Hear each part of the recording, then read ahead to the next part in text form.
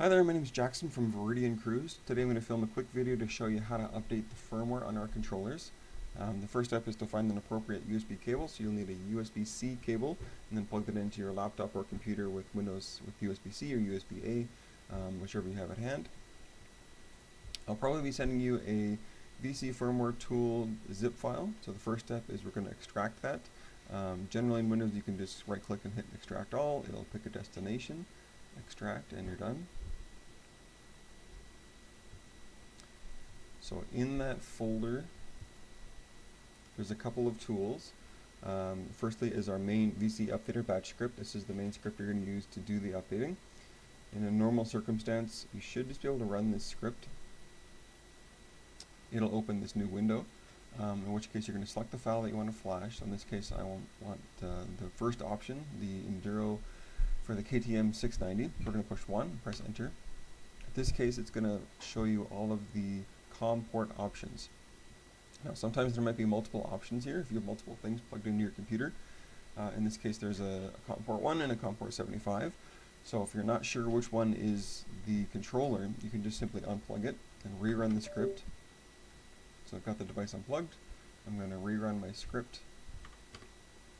And I can see that COM port 75 had disappeared. That means that 75 was the one that we wanted. I'll plug the device back into the computer.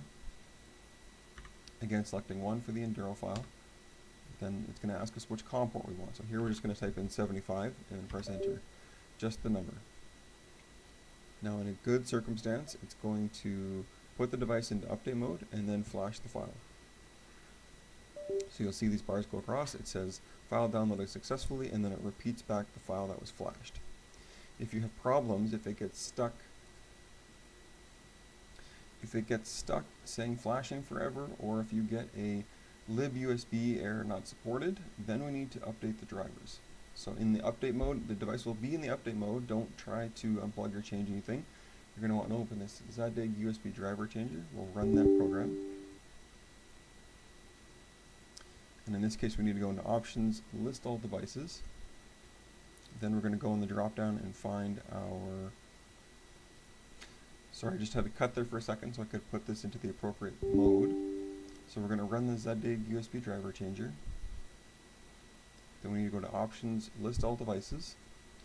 In the drop down you'll see one called STM32 bootloader. This is the update mode for the controller. Now what you'll see here is either a blank box or a different driver has been installed. What we want is to use these arrows to find the Win USB driver. Then we're going to be installing or reinstalling, whichever the option is here.